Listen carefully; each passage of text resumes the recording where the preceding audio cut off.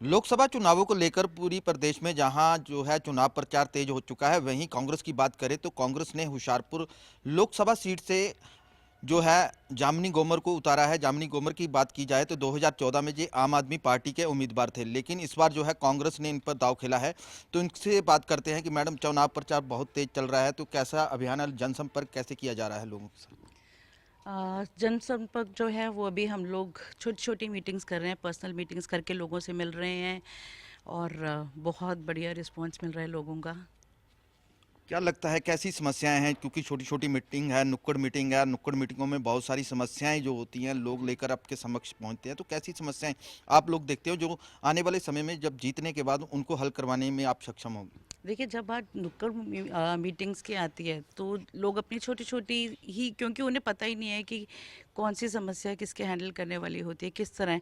तो अभी तक भी वो लोग सिर्फ गलियों की, सड़कों की, इन चीज़ों के बारे में बात करते हैं। हाँ, एक मुद्दा जो बार बार सामने आ रहा है वो बेरोज़गारी का है, क्योंकि पंजाब तक लगभग खाली हो रहा है। हर घर से बच्चा, हम जब जा भी रहे हैं तो हमें यूथ बहुत कम नज़र आ रहा है।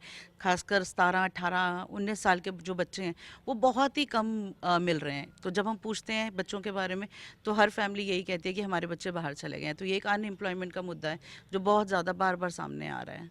क्या लगता है कि जो 10 साल बीजेपी की सरकार रही उसमें जो है एम्प्लॉयमेंट पर कोई वर्क नहीं हुआ, या जो एम्प्लॉयमेंट आने के लिए कोई बड़ा उद्योग जो होशियारपुर लोकसभा में स्थापित ना होने के कारण जो है सबसे बड़ा मुद्दा जो बेरोजगारी रही है? देखो, सेंटर गवर्नमेंट बैठी है, सेंटर गवर्नमेंट की रिस्पॉन्सिबिलिटी है कि रोज़गार दिया जाए, इंडस्ट्री सेट की जाए, लोगों को काम मिले। अब आप अगर होता तो आज सेंटर गवर्नमेंट के अंदर इतनी नौकरियां खाली ना पड़ी होती, जिसको कांग्रेस पूरा करने का, जितनी जगह खाली है उसे पूरा करने का वचन देती है।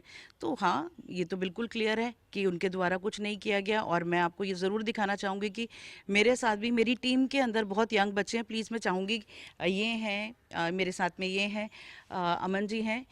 ज़रूर चाहूँगी कि आप लोग देखें, ये बहुत पढ़े लिखे बच्चे हैं, एमएससी की हुई हैं, फिज़िक्स केमिस्ट्री में पढ़े हुए बच्चे हैं। इनके पास ये बेरोज़गार घूम रहे, इनके पास कोई रोज़गार नहीं है।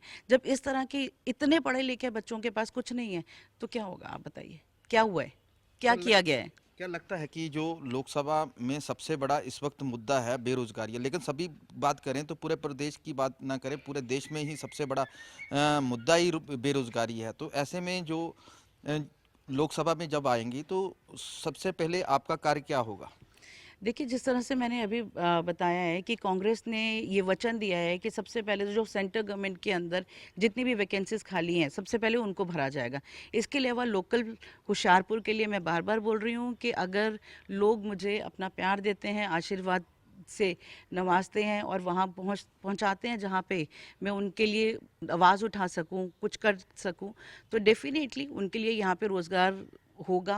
इंडस्ट्रीज लगेंगी किसी किसी फील्ड में। सेल्फ एम्प्लॉयड एजुकेशन को भी मैं बहुत ज़्यादा इम्पोर्टेंट समझ रही हूँ कि इस तरीके से बच्चों को एजुकेट किया जाए कि वो सक्षम बने, कि जब वो स्कूल से पास आउट करें सिर्फ एक नौकरी ही उनके पास विकल्प ना हो, उनके पास और भी विकल्प हो, कि उनके पास इतना स्किल है कि वो अपना कुछ काम भी शुरू करना चाहे वो कर सकते हैं। जब वो सेल्फ एम्प्लॉयमेंट होगी, जब कोई सेल्फ एम्प्लॉयमेंट का काम शुरू करता है तो उसे अकेले को रोज़गार नहीं मिलता, उसके साथ और 10 लोग काम करते हैं जिन्हें रोज़गार मिलता है। मैडम, बहुत सारी समस्याएं आप बता रही हैं, लेकिन सबसे बड़ी समस्या कंडी की है। तो कंडी में बहुत सारी समस्याओं को आपने देखा भी है, और 2014 में आपने जब चुनाव लड़ा था तो आपने पूरा विजिट भी किया था। क्या लगता है कि 10 साल और इस वक्त में कुछ समस्याएं कम हुई हैं? आ, कम तो नहीं, इनफैक्ट अगर मैं सच बोलूँ तो मुझे लग रहा है कि वो समस्याएं पहले से भी दुगनी हो चुकी हैं, बहुत ज़्यादा बढ़ चुकी हैं। लेकिन जो समस्या थी वो आज तक वैसी की वैसी ही खड़ी हुई है। अगर हम मेडिकल हेल्थ की फैसिलिटीज़ की बात करें, अभी भी वही है। आज भी कंडी के एरिया में कोई ट्रांसपोर्टेशन कनेक्टिविटी नहीं होती है। कोई बीमार पड़ता है सीवियर, किसी को कोई प्रॉब्लम होती है, उन्हें शहर ही आना पड़ता है। उनके पास और कोई विकल्प नहीं है कि वो उधर कहीं पे कुछ जा सकें, जिसकी वजह से कई लोग अपनी बहुत फैमिली को दुख झेलना पड़ता है। एजुकेशन, छोटे छोटे बच्चों को हमने देखा है इतने बड़े बड़े भारी भारी बैग लेके 5-5 6-6 किलोमीटर वो पढ़ने के लिए जाते हैं। हमारी किसानों से वहाँ बात होती है, छोटे छोटे किसान हैं, छोटी छोटी जगह है एग्रीकल्चर के लिए, खेती के लिए, वहाँ पर उन्हें हमेशा जंगली जानवरों का डर सताता रहता है। वो सिर्फ फसल को ही नहीं खराब करते हैं, उनके बच्चों का उन्हें डर लगता है। इस तरह की बहुत सारी है, बिजली की, पानी की, अभी तक यही छोटी छोटी समस्याओं से वो आज तक जूझ रहे हैं। लेकिन प्रधानमंत्री तो कह रहे हैं कि हर घर जल, वहीं किसानों को सक्षम बनाने के लिए बहुत सारे जो है केंद्र सरकार से बहुत सारी योजनाएं हैं, जिसमें कंटियाली तार है, कंडी क्षेत्र में दी गई, बहुत सारे किसानों को किसान निधि योजना का लाभ मिल रहा है, लेकिन आप कह रहे हो कि अभी तक वो लोग इसका लाभ नहीं उठा पाए। देखिए, बहुत सिंपल सी बात है। बीजेपी जानी जाती है, पंजाबी में एक बोला जाता है कि गप्पा दे कड़ा, जिसे कहते हैं कि सिर्फ बातों की जो मिठाइयाँ हैं सिर्फ वो वही बांटते हैं। तो वही हो रहा है। मोदी जी हमेशा सिर्फ अपने दिल की बात कहते हैं, जो उन्हें लगता है कि हो रहा है वो उस चीज़ को बोल देते हैं, उन्हें लगता है कि वही हो रहा है। हम तो ये चाहते हैं कि कभी आप लोगों की बात सुने, उनके बीच में बैठे ये सुने चुपचाप कि लोग क्या चाहते हैं, उन्हें क्या मिल गया है, किस चीज़ की अभी कमी है। अगर कभी उन्होंने ये किया होता तो शायद उन्हें पता होता कि जो वो बड़े बड़े प्रेपोगंडास करते हैं, लोगों को दिखाते हैं कि ये हो चुका है, वो हो चुका है, ये तभी उन्हें पता चलता। मैडम, कांग्रेस में भी बहुत ज़्यादा गुटबाजियाँ और उस गुटबाजी का सामना भी आपको करना पड़ रहा है, क्योंकि बहुत सारे लोगों ने जो है टिकट अप्लाई की थी, वो आपका विरोध भी कर रहे हैं, विरोध जता भी रहे हैं। तो ऐसे में वो ऐसे डैमेज कंट्रोल को कैसे कवर करेंगे? हाँ, कितने लोगों ने रोष जताया, पहले तो आप मुझे ये पवन बताइए। आदिया जी को मनाने के लिए खुद पहुंचे हैं राजा बड़िंग जी, और मैडम संतोष चौधरी थे, वो भी अपनी बेटी के लिए अप्लाई कर रहे थे। तो वो ऐसे बहुत सारे लोग। आप सिर्फ 2 लोगों की का नाम लिया आपने, उस पे भी आती हूँ कि सीनियर लीडरशिप यहाँ पे पहुँची थी। देखिए, हमारे प्रधान जी है ना, वो बहुत ज़्यादा काम कर रहे हैं पंजाब के लिए। वो चाहते हैं कि जितनी ज़्यादा से ज़्यादा सीटें हो सकती हैं उन्हें जीता जाए, ठीक है। क्योंकि इस बार जो लड़ाई है वो मुद्दों की लड़ाई है, वो संविधान को बचाने की लड़ाई है, वो देश को बचाने की लड़ाई है। इसलिए वो इसमें बहुत ज़्यादा इनिशिएटिव ले रहे हैं। और जहाँ तक आप मनाने की बात कर रहे हैं, उन्होंने अपना एक ये शेड्यूल बनाया हुआ है कि जब भी किसी भी जगह पे सीट डिक्लेयर होती है तो वो वहाँ जाते हैं, वहाँ के जितने भी लोग होते हैं, जितने भी एक्स एमएलएज हैं, एमएलएज हैं या और भी पदाधिकारी हैं, उनसे मिलते हैं, उनसे बातचीत करते हैं, स्ट्रैटेजी डिस्कस करते हैं, ड्यूटीज़ बांटते हैं। यहाँ भी वो उसी के चलते आए थे, ठीक है। और बाकी आप जहाँ तक कह रहे हैं कि अप्लाई करने की बात है, आपको ये मालूम होना चाहिए कि तकरीबन टोटल जितनी एप्लीकेशंस आई थी, तकरीबन जहाँ तक मुझे पता चला है 17 या 18 या 15-16 के आसपास लोगों ने अप्लाई किया था। 15-16 में से आप मुझे कह रहे हो कि 1 का नाम लिया, 2 का नाम लिया, आप कह रहे हो कि पूरा विरोध है। आप ये नहीं कह सकते ना।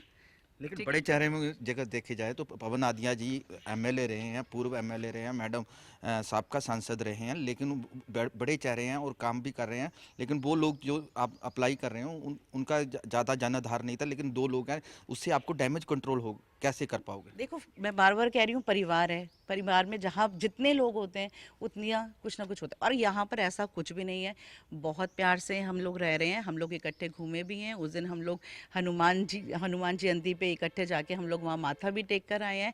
और जल्दी आप देखेंगे हम स्टेज पे भी आपको इकट्ठे काम करते नजर आएंगे, स्ट्रेटजीज डिज़ाइन हो रही हैं और आपको सब सामने इकट्ठे नजर आ जाएंगे। कैसी तैयारी रहेगी पूरे जगह चुनाव प्रचार की करें तो कैसी तैयारी रहेगी लोगों तक? अभी तक तो नुक्कड़ बैठ के हैं, आगे आने वाले समय में कांग्रेस अपनी रणनीति कैसी तैयार करके लोगों तक पहुंचेगी? ये जल्दी आपको पता चल जाएगा। मेरी हमेशा से एक ही पॉलिसी रही है, लोगों से मिलना, लोगों के दिल में जगह बनाना और उन्हें ये बताना कि कांग्रेस है तो देश है। यही लेके हम लोग एक संदेश लेके लोगों के पास जा रहे हैं कि अगर आज देश को बचाना है तो कांग्रेस का आना बहुत ज़्यादा ज़रूरी है। ये लड़ाई हमारी या किसी की पर्सनल लड़ाई नहीं है, ये सिर्फ देश की लड़ाई है। इसी संदेश को लेके लोगों तक जाएंगे। मैडम, तो मुकाबला किससे मानते हो? आम आदमी पार्टी से, अकाली दल से या बीजेपी से? मुकाबला होता है, इसके अंदर किसी एक को नहीं कह सकते। जो लोग कंपटीशन में उतरते हैं वो लोग जीतने के लिए उतरते हैं, तो हमारे लिए सभी कॉम्पिटिटर्स हैं, कॉम्पिटिटर्स एक बराबर होते हैं, सबके साथ कंपटीशन करेंगे। बिल्कुल, ये थे जामनी गोमर, जिनका कहना है कि आने वाले समय में जो है कांग्रेस जो है पूर्ण रूप में लोगों तक जनसंपर्क अभियान चलाएगी, जिसके बाद वो जीत हासिल करके संसद पहुंचेगी। कैमरामैन नरेश के साथ न्यूज़ 24 होशियारपुर। नमस्कार, मैं हूं मानक गुप्ता। अगर आपको हमारा ये वीडियो पसंद आया हो तो इसे लाइक और शेयर जरूर करें और हाँ, हमें सब्सक्राइब और फॉलो करना ना भूलें ताकि आप देश और दुनिया की कोई खबर मिस ना करें। तो जुड़े रहिए हमारे साथ और देखते रहिए न्यूज़ 24।